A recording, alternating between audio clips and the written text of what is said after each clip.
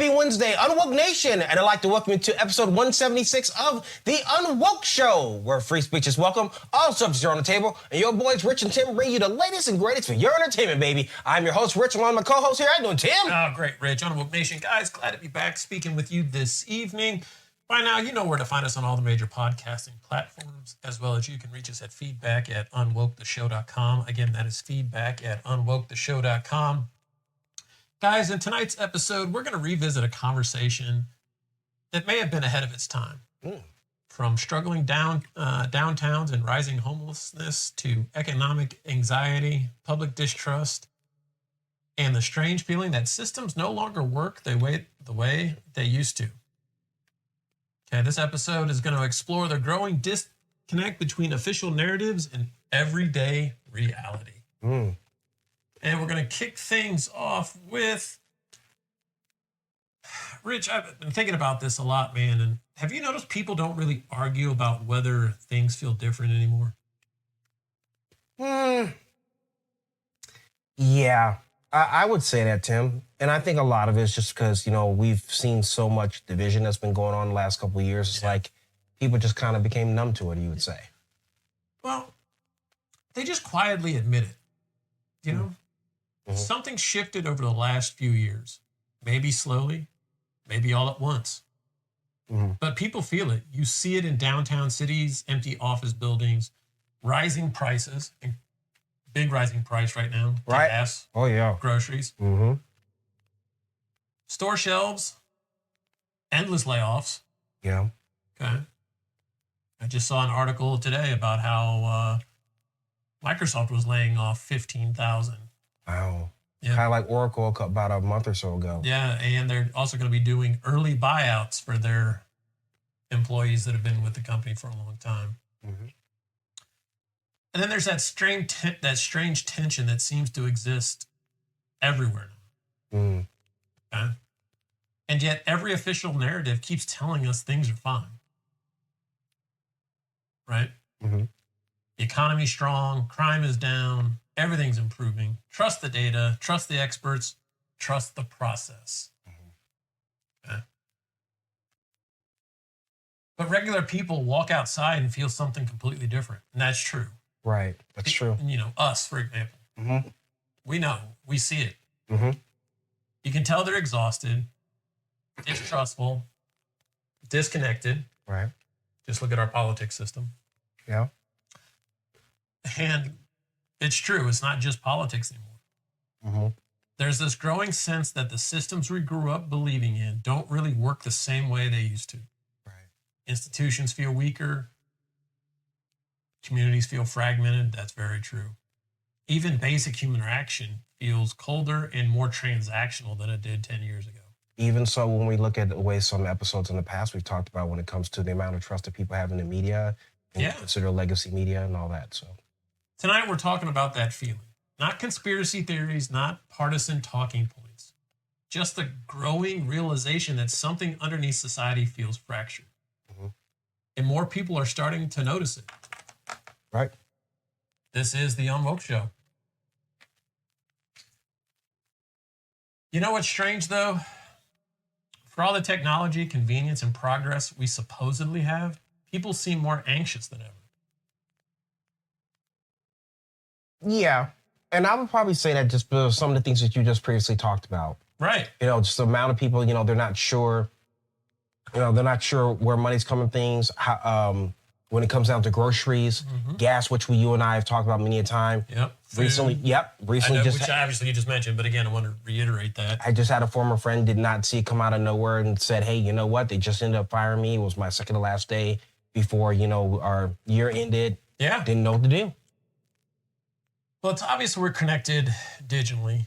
You know, the doom scrolling that is Instagram, TikTok, whatnot, Snapchat, Twitter, X, whatever you want to call it, right? And at the same time, it feels like in real life we're truly disconnected. And I'm not talking about just geographically where you just pick up the phone, hey, how you doing? Right. But just in everyday life. And it's true, everybody's online and nobody feels heard. Mhm. We have unlimited information, but almost no trust. Think about that. Mhm. We talked about trust in the media last week. Right. People, they don't know what to expect. It goes back to what we have said before, and which is why we want to be able to do something like the UnWoke Show, of just being able, to bring people the facts and stuff instead of just having a bunch of talking heads telling them exactly what to think. Let's have people doing their own research and understanding. To have unlimited information, but almost no trust. Mhm. And people are adapting to this new reality in ways that don't always get talked about openly. Some people are checking out politically because they don't believe anything changes. We've covered that many a times, right? We did a previous episode about whether our political system is working for us. Right. Okay. And it's not just that. Others are withdrawing socially because public spaces feel more tense and unpredictable than they used to. Mm. We just had Memorial Day weekend. Right. What happened in Chicago? Well, we have this new thing called these teen takeovers. We also had 25 shootings in Chicago. Yeah. One of them being the shootings was actually if I understand correctly, was a 6-year-old kid. Yeah. Mayor had to bring police officers off vacation. Mm-hmm. 25 shootings. Yep. On a holiday. Uh-huh. And a 6-year-old is involved. Yep. And it's also a mayor that turned around and sat there and said, arresting people is not the solution. Yeah.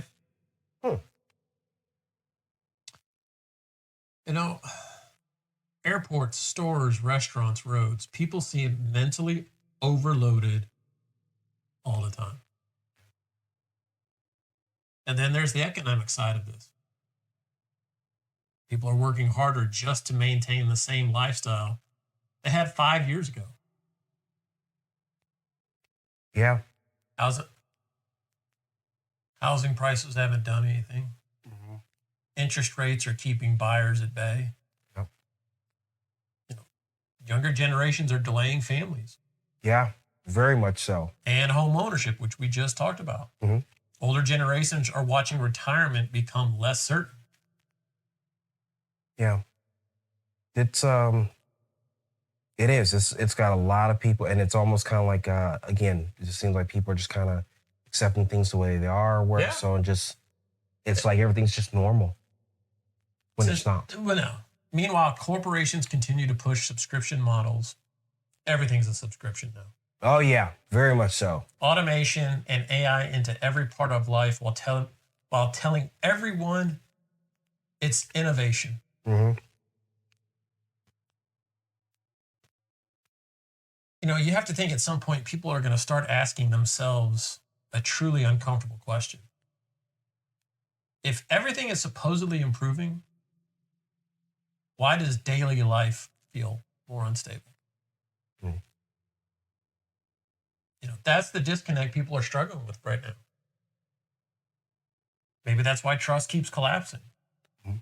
Because lived experience eventually becomes stronger than messaging. Mm-hmm. I want to focus on this last part for a minute. Why does daily life feel more unstable? I was at a campground this past weekend. Mm-hmm. And I'm sitting there from thinking in my own perspective, in my own view of things. I was talking with a neighbor, and the neighbor ran a diesel shop. Wow. Mm-hmm. Now, guys, for you out there across the world in UnWoke Nation, here in America, we are having a massive situation. As you and I, Tim and I have actually discussed about when it comes to gas, but for those people who happen to have cars where they need to take diesel, particularly with their trucks, diesel is through the roof. Yeah.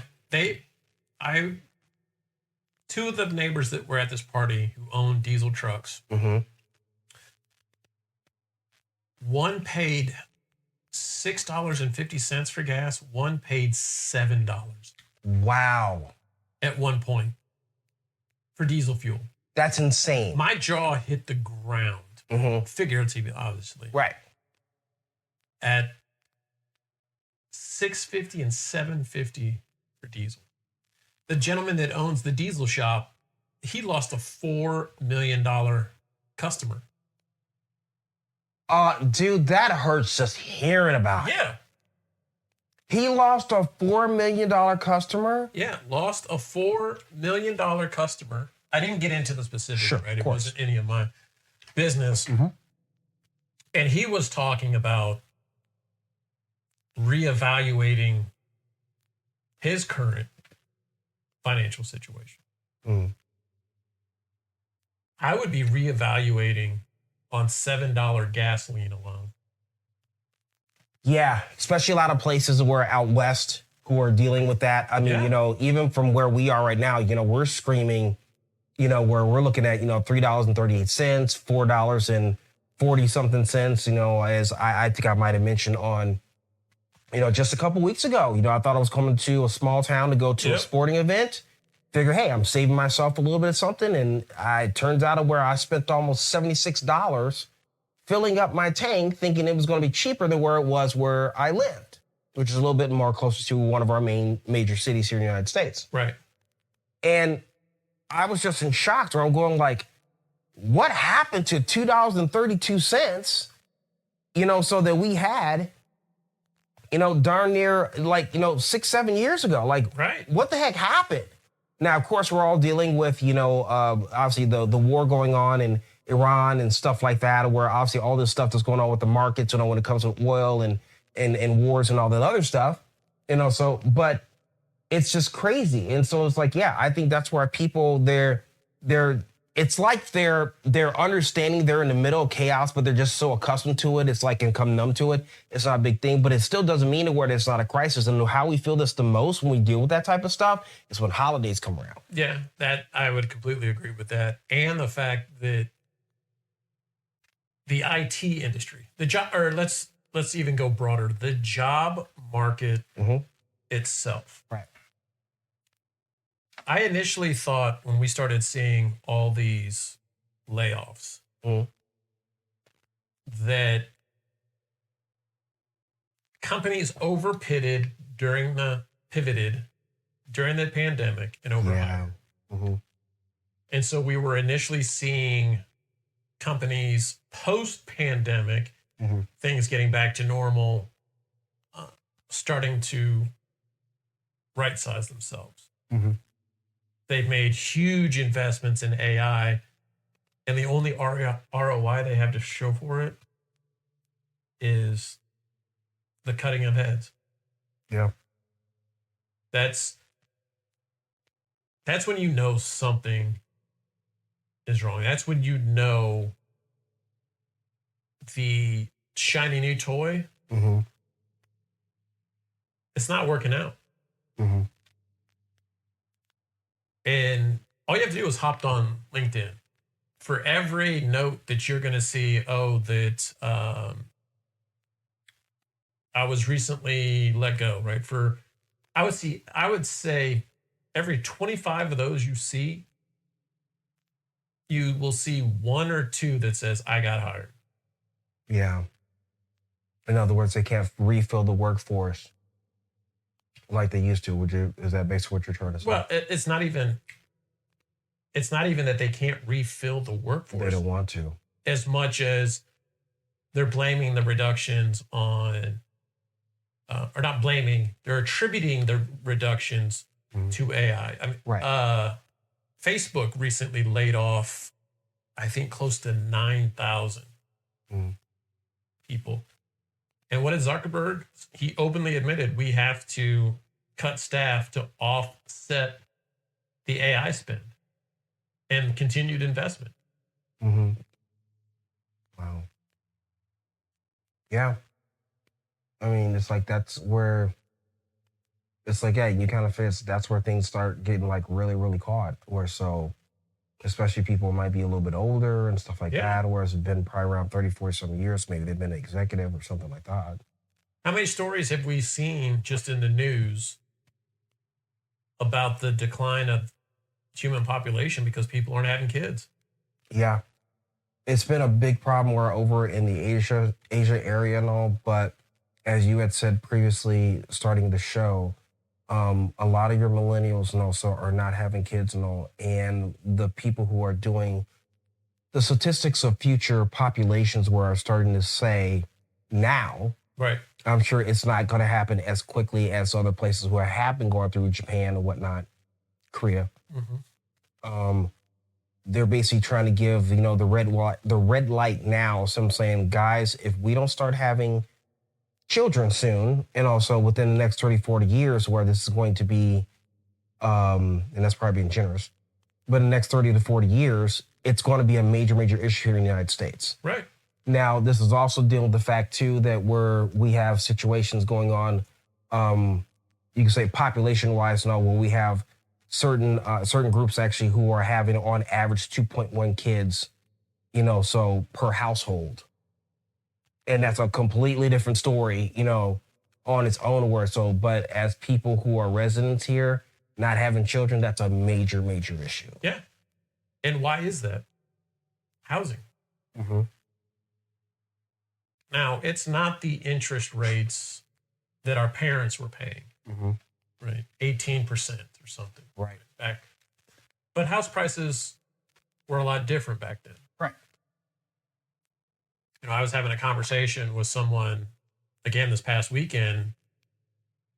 When you mention buying a $200,000 or $250,000 house today, first words out of most people's mouth, man, you're not going to get much for that. Right.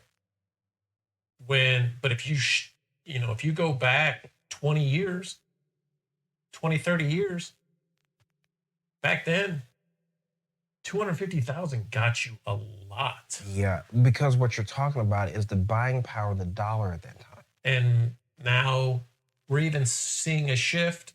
If anybody's been paying attention to the news lately, we're getting a new Fed chair. Yes. And you're seeing Trump trying to shift how the U.S. dollar could be potentially backed, right? Because we started on the gold standard. Then we went off the gold standard. Then it went over to the petrodollar. Saudi Arabia has since said, hey, we're going to start selling oil in the yuan, Chinese currency, which then is impacting the dollar. And now the president is wanting to use cryptocurrency and is encouraging organizations such as Tether to buy U.S. debt in order to back the U.S. dollar. So, if I stand correct, wasn't it El Salvador was one of the first countries to actually accept? They accept Bitcoin as payment. Best payment. Where so the city of Miami was the first city in the United States to ever pay their city employees in Bitcoin. Yeah. And they have these Bitcoin kiosks, but those have turned into potential scams as well. Being careful with that. Yeah. Right. So be very careful if you're going into a convenience store and you're going to hit one of those Bitcoin kiosks, because money is being stolen and you're not getting it back. Yeah. Our barrier to entry to that next stage in life has completely changed. Yeah. And the downstream of that, like we were just talking about again, was lack of population growth. Yeah. People are just sitting. And I don't blame them, to be honest with you. I never thought I would say this, but if you don't need to buy a house right now, don't. Just be smart with your money. Make sure it's working for you. Because you can either rent an apartment, right? What happens in an apartment? You get evicted, you probably go someplace else, right? House, That's a huge smack in the face. Mm-hmm. Because now you're dealing with lawn care, insurance, maintenance. You know, when our parents were growing up, your nest egg probably was your house. Right. And I don't think that's the case anymore. Yeah, I mean, I think this is, when you were mentioning about how people going on to renting and stuff because, and people always wanted a house, but they couldn't be able to afford it. This is the reason why the congressional case that happened last week, that was, which basically guys tell you this UnWoke Nation was involved in, where the president decided to sign a bill which went through Congress that basically states that major companies like your Black Rights Vanguards and everything, these are trillion, gajillion type of dollar juggernauts, right, who have bought up a good portion of many companies that you guys probably either invest in your portfolio or use on a daily basis. And basically what this bill did is the bill stopped these companies from buying up entire neighborhoods across our nation and then using them as rental properties. And so the president basically was stating, when this was probably brought up initially about a year ago, maybe around this time, about a year ago, because normally it's in a normal conversation, because people probably, as we get warmer through spring and summer, people tend to want to go and look for more house during that time. So it's probably about a year ago. And he basically said, it's like, we cannot have these major corporations, these juggernaut corporations, buying up homes and basically taking away the American dream, which is part of being able to own the house. So that bill passed. And actually, it was a bipartisan bill. It wasn't just one side or the other, where both Republicans and Democrats sat there and said, this is not fair. This shouldn't happen, except for one idiot at work, because I saw the darn thing on the C-SPAN. And that's a good thing. So now it's like, to be able to save money as much as you can, is a good thing, to help where, and of course, we all want to be able to have people who are able to buy homes. Yeah. So how do we land this plane? Well, maybe the strangest part of all this is how quiet the realization has become. People aren't even shocked anymore. Think about that for a second. That's a good way to put it, Tim. Right? Mm-hmm. This is the new norm, as they would say. Mm-hmm. We just adapt. I think it's accurate, this next sentence. We expect higher prices. Yeah. Our expectation of trust, lower. Worse, service. Yeah. More tension, less stability. And they keep moving through life trying to hold things together the best they can. But deep down, a lot of people are asking the same question. What exactly are we becoming? Right. What type of society are we becoming? Because this doesn't feel like the version of the future people thought they were building. We were building, right? Maybe that's why conversations like this matter. Not because anybody has all the answers, because we don't. Right? No, we don't. But because more people are starting to acknowledge what they already feel in their gut. Something has changed. We don't know what. There are factors, but the underlying piece is we still don't know what's changed. Mm-hmm. The social contract feels thinner. Trust feels weaker. And the systems people once depended on no longer feel permanent. Right. I don't know, man. Maybe this is temporary.